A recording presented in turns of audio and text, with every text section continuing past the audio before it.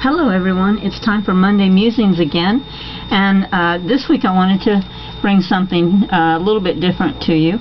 I played with this today's Sunday, so I'm making the video a day early, but I just played with this today, and I didn't really know where I was going when I started out, but I really like where I ended up. And what I did was I started with this stamp right here. It's by Stampendous, and the sentiment on it is, what good are ruby slippers if you never put them on? And it's a steampunk type of stamp, and I've had this for a while, and I wanted to use it, but I just wasn't sure what I wanted to do with it. So today I just got it out and started playing, and this is what I ended up with. So I want to show you how I put it together, what I used. First of all, for the background, I mixed a color. I'm using DecoArt's new Media Fluid Acrylics, and I used the Naphthol Red Light, a little bit of Burnt Umber, a little bit of Primary Magenta, and a little bit of white. Let me show you how I got that color. I wasn't really sure I liked it at first, but then after I added other things to it, then I liked it. So let's show you how I mixed it. This is my palette that is kind of dirty. Let me just go ahead and get a clean sheet. So I started out, and you do want to shake these slightly. Okay, I started out with the Naphthol Red Light, and I'm just going to put some out. It's very fluid, doesn't have a loft, it kind of spreads. And then I put the magenta. Yep, magenta, Primary Magenta is what it's called. Less of that, because I wanted it to pull more of the orange red than the blue red. So I have more of the orange red out there. Just a tiny dot of the Burnt Umber to act as my toner, because I don't want it to be extremely bright. So now that's probably more than I need. And then I added a little white. So before I add my white in, I'm going to go ahead and mix this to see what I've got, because I've got a lot of that umber in there, so I may need to add a little more of my red. No, I think it's good. I think that's okay. No, wait. Let's just go ahead and add a little bit more of our Naphthol Red Light, a little bit more of our orange red, to brighten that up just a little. Okay, now I'm going to put some white out, and you always want to add your dark to your white. You don't want to do the reverse, because you'll end up with a huge puddle that'll never be as light as you need it to be. So I've got that on there, and it's a lot lighter than what I used. It's a pretty color though. That I'm trying to get this color, so let me pull in a little bit more of my dark. We're getting there, aren't we? So I'm going to go ahead and pull the rest in. And after you've mixed color for a while, then you know, a lot of times you do guess kind of exactly right, like I just did, but not always. But actually that does seem to be still a little bit lighter than what I used. But this is how I did it. And I would say, to get where I want to be, I have to lower the value. So I'm adding back in some of my color, and I'm even going to add back in just a tiny little drip of my Burnt Umber, which is off to the side, so I'm just going to take a little bit of it.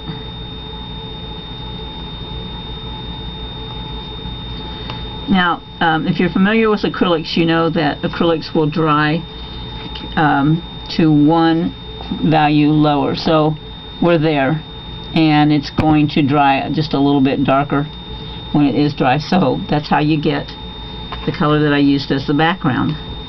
So let me wipe off my palette knife here.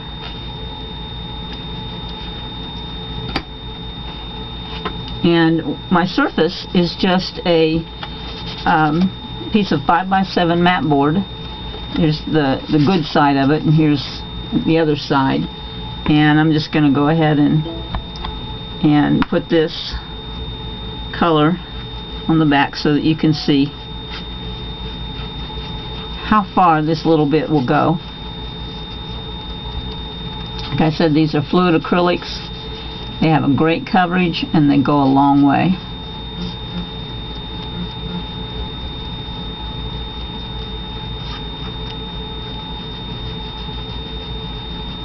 And I get the coverage that I want in just one coat. Come back here and pick this up.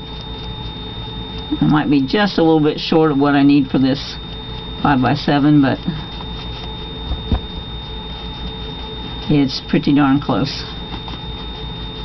And I'm going to tip my brush in water just a little bit and loosen that up just a little bit, and my surface is covered.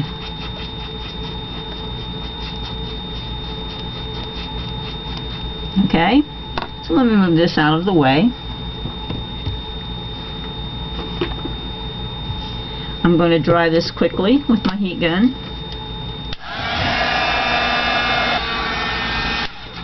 And you know that it is all the way dry when it's not cold anymore. Now, I had a little piece of my magenta where it dripped there, so that's what that is.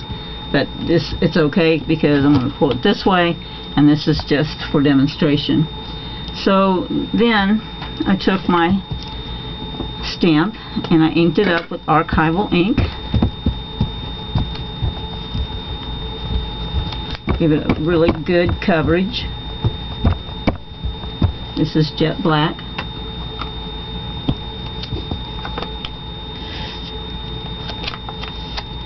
And I set it in the lower corner. These Stampendous stamps are kind of nice because they come kind of with their own mounting block, well, stamping block. It's not a mounting block. And so you don't really need a block with these. So you can just use this to hold on to and to place them, and then to put down your stamp.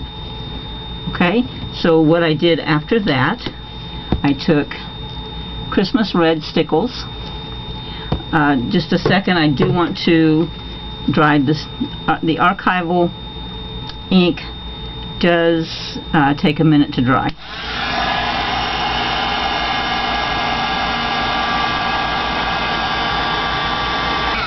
Archival is a solvent ink, and so it takes a little longer to dry than your water-based or pigment inks. So you can speed that up with your heat gun. And then what I did was I just took my stickles and I spread it around. If I can get it to come down. I spread it around with my finger.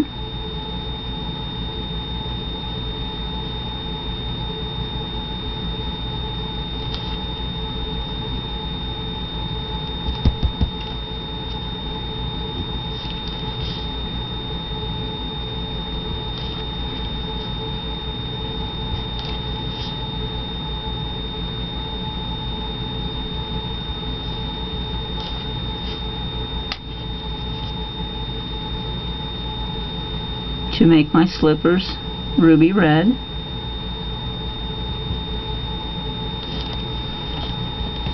And then you can wait till that dries if you're not real sure of your hand, and then all I did was outline it.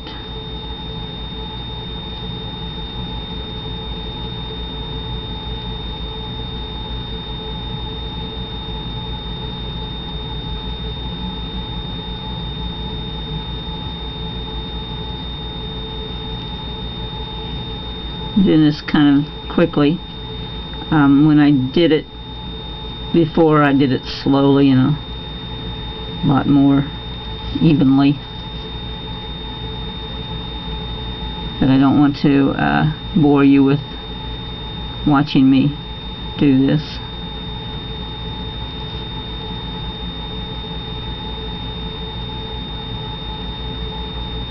Okay. So there's your ruby slippers.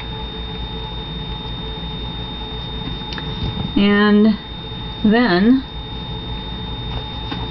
basically what I did after that is I added all my embellishments. You know, I love steampunk, and I know you know that about me so far. So these are Tim Holtz washers. This is, I think, a 7 Gypsies key. This is a little arrow from somewhere. It's not one of Tim's new arrows. It's one I got somewhere. You know, you go along and you pick up things like arrows and keys and washers. These are Tim Holtz washers, but you can get these washers a whole in any hardware store or out in your garage. These are Tim Holtz, and also some 7 Gypsies and some Beads Landing gears that I glued on, and same up here. This is, let me think. Oh my gosh. I'm going to have to look this up, whose this is, but I will do that. I got it at Michael's.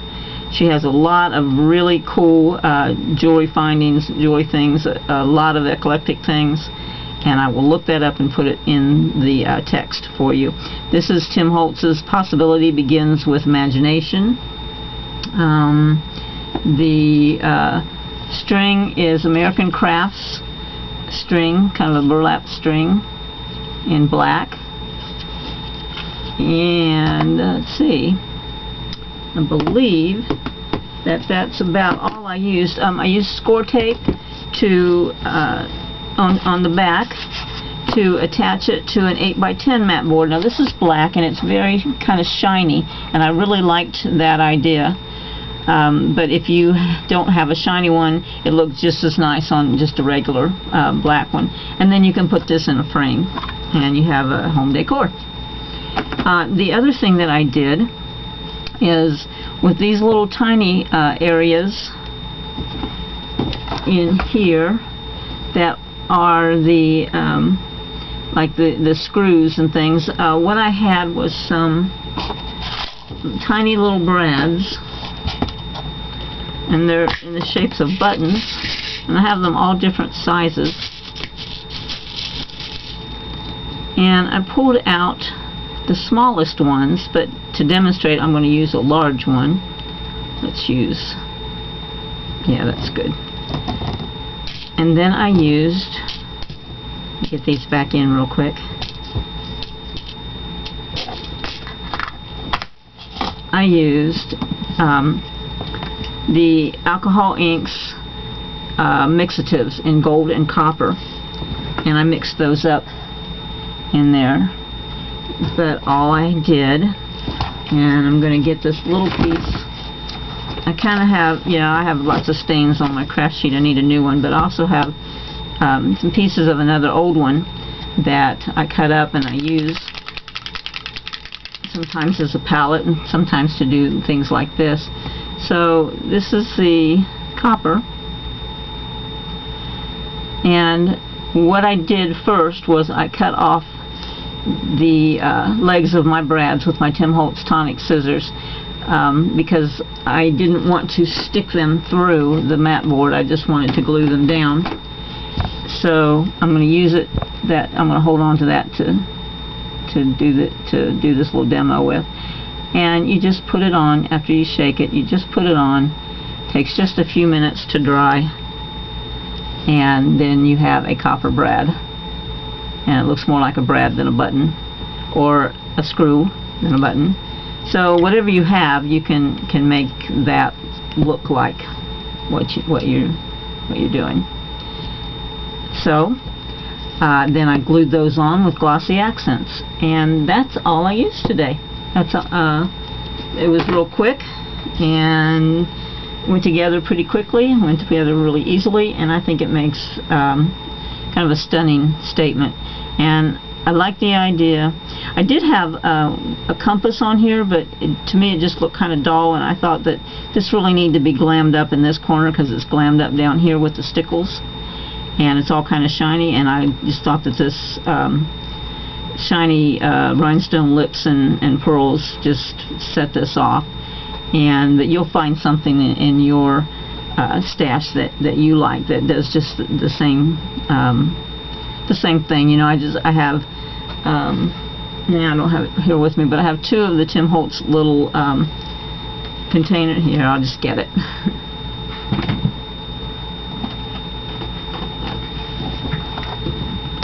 I have 2 of these, and they are just packed full of all kinds of things. Move my camera.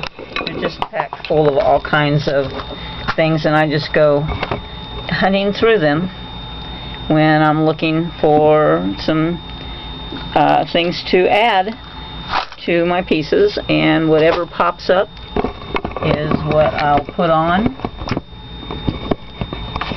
And I try everything, and I move it around, and I slide it around, and sometimes I toss it around until I find a place where I think it belongs. And you know, I have more luck and more fun doing things like that when, you know, like I said, when I started this out, I really didn't know where I was going with it. I just knew I wanted to use this stamp, and that because of the gears on it, because it is a steampunk theme, then I knew I would be using more gears and things. So this is what I ended up with, and I like it, and I hope you do too, and I hope you'll try something just like that. So you guys have a good week, and I'll see you next Monday. Bye.